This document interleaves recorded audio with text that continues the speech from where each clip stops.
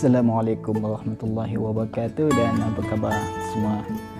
Alhamdulillah, hari ni kita buat kita punya vlog yang seterusnya. Okay, so hari ni sempena dengan Hari Guru. Okay, so saya ingin menyampaikan sedikit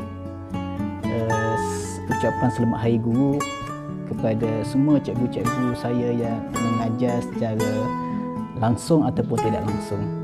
Dan hari ini saya ingin berkongsi dengan semua tentang pengalaman saya belajar dengan beberapa orang cikgu, dan saya mendapat apa yang saya dah belajar daripada mereka sendiri.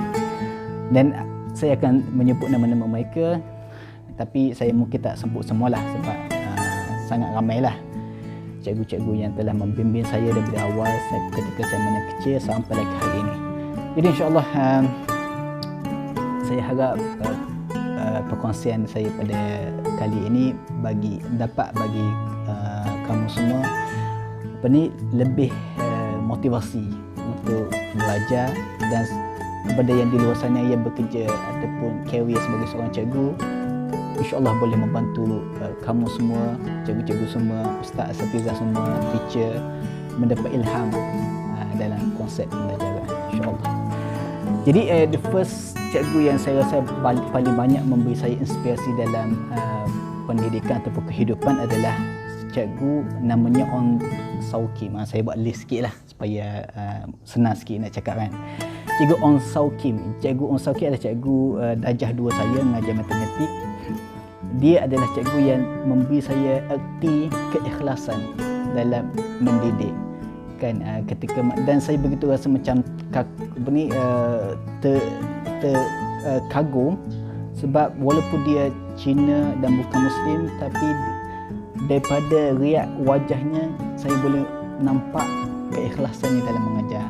So saya telah belajar banyak tentang konsep ikhlas bersama cikgu On Sau Kim. Terima kasih. Cikgu Rosmiha, cikgu guru pengakap saya, dia sentiasa berpesan pada kami agar jangan lupa untuk enjoy dalam belajar. Cikgu Rosli, cikgu matematik kami ketika mana darjah 5 dan darjah 6, dia ada cikgu disiplin juga di sekolah kami, sentiasa menekankan, menitik beratkan tentang disiplin dalam belajar. Dia juga cikgu yang sentiasa memberi kami latihan matematik setiap hari, satu set soalan. Satu set soalan itu sekitar dalam 40 hingga 60 soalan. Setiap hari kami kena buat, dan disiplin dalam belajar amat penting. Cikgu Lee ataupun Cikgu Razali, ataupun kami panggil dia Cikgu Lee, adalah cikgu yang saya kagumi kerana dia mengajar kami walaupun dia dalam kekurangan, tapi dengan kesabaran dan bekatnya dalam mengajar, dia sentiasa menekankan kepada kami agar kami sentiasa tawaduk dengan Tuhan. Walaupun kami ini hebat setara manapun, jangan ingkar pada Tuhan, sentiasa pergi ke masjid, lakukan ibadah solat.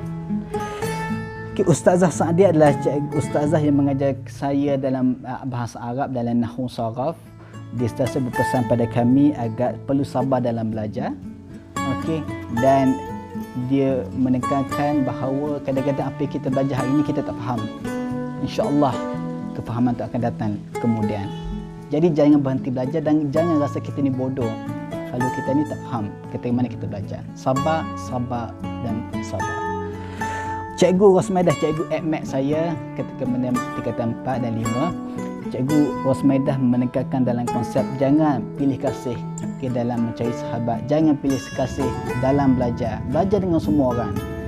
Sebagai cikgu pun jangan pilih kasih anak murid. Cintai semua anak murid sama rata. Jangan pilih kasih.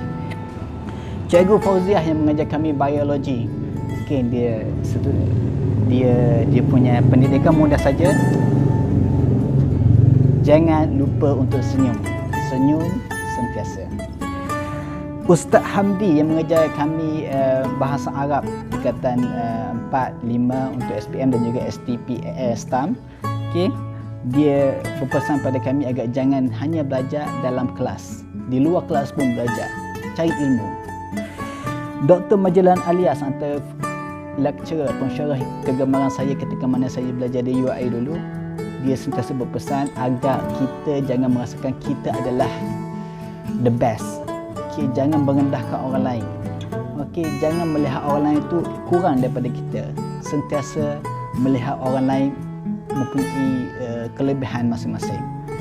Okey, raikan perbezaan pendapat, kan, raikan kelemahan orang lain, sebab setiap daripada kita ada kelemahan, kita pun ada kelemahan. Okey. Dr. Isham Pawan, lecturer ataupun pensyarah kami yang mengajar subjek falsafah, kan, sentiasa menekankan kepada kami tentang jangan menjadi pak turuk, kan, belajar tak faham, buat sesuatu kerana ikut orang sahaja. Okay. Buatlah sesuatu dengan kefahaman, dengan logik akal, bertanya sampai kita faham. Dr. Hasnah Ibrahim, antara pensyarah juga yang sentiasa rapat dengan saya, juga mencadangkan nama saya untuk saya bekerja secara part time di satu unit di UIA, mengajar kepada kami agar sentiasa ucap terima kasih apabila kami berjaya. Terima kasih kepada cikgu, terima kasih kepada kawan-kawan, terima kasih kepada mak ayah atas kejayaan, setiap kejayaan yang kita dapat, setiap kejayaan. Jangan lupa untuk ucap terima kasih. Dr. Megawati, kan, yang mengajar kami subjek Sufism ataupun falsafah jugalah, falsafah Islam, sentiasa memberikan konsep ketelitian dalam belajar. Okay, belajar korek ilmu tu sampai habis. Jangan belajar di sepi sahaja. Jangan belajar hanya setakat atas permukaan. Okay, belajar mendalam sampailah kita kuasai bab tu. Dr. Rashidah, kan, yang mengajar kami tentang method of dakwah, okay, cara untuk melakukan dakwah. Okey, dia berpesan agar kami sentiasa belajar walaupun dengan guru yang kita rasa lebih baik daripada dia. Okey, jangan sentiasa kita ni rasa lebih baik daripada orang lain. Okey, walaupun cikgu kita tu kita nampak lemah, dia still cikgu kita, hormati dia. Itu antara cikgu-cikgu saya. Seterusnya saya pergi kepada murabi yang banyak mengajar saya erti kehidupan. First murabi yang saya mungkin ada adalah Abang Hafizul Azman, kan, yang mengajar saya untuk tukar daripada ilmu kepada amal. Banyak ilmu tak guna kalau tiada amal.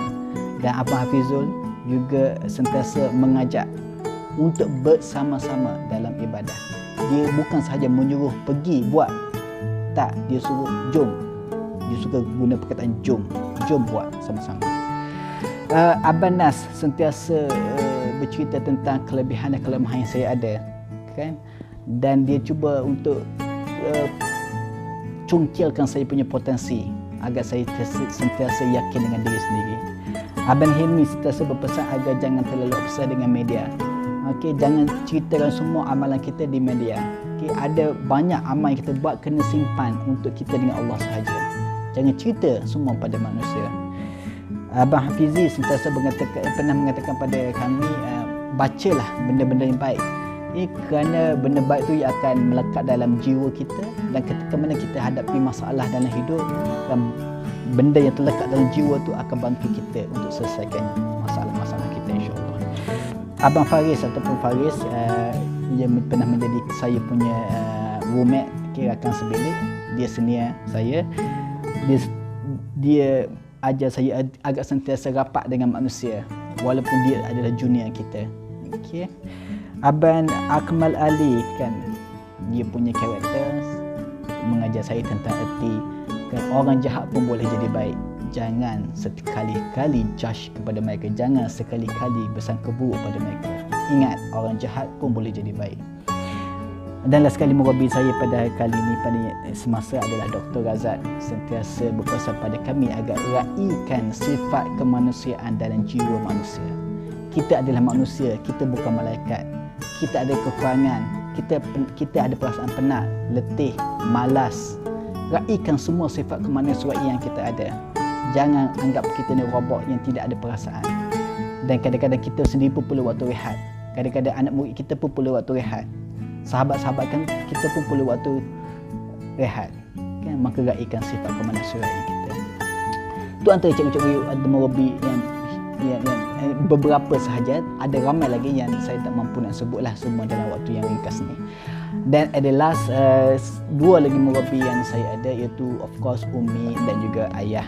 Kan, Umi adalah guru spiritual saya yang sentiasa berpesan pada kami agar jangan tinggal solat waktu malam. sentiasa tanya kami tentang solat duha, tentang solat rawatib, ba'diyah dan qabliyah. Okey. Sentiasa ingatkan kami untuk membaca Al-Quran, untuk solat berjemaah. Jangan lupa amalan-amalan yang mendekatkan diri kami kepada Allah. Dan ayah saya pula adalah orang yang tegas dan sudut disiplin. Kan sentiasa berpesan pada kami, jangan tidur selepas subuh. Kan jangan tidur selepas subuh. Okey, jangan ada masa yang terbuang begitu saja. Buatlah sesuatu dalam hidup ini sebelum kita mati. Okey, alhamdulillah, itu sikit sebanyak perkongsian saya tentang cikgu-cikgu saya, tentang Umi, tentang ayah. Okey, saya mengucapkan kepada mereka dan kepada semua cikgu-cikgu saya yang lain yang saya tak sempat semput hari ini, selamat Hari Guru. Moga Allah redha atas usaha yang antum lakukan. Wallahu alam. Wassalamualaikum warahmatullahi wabarakatuh.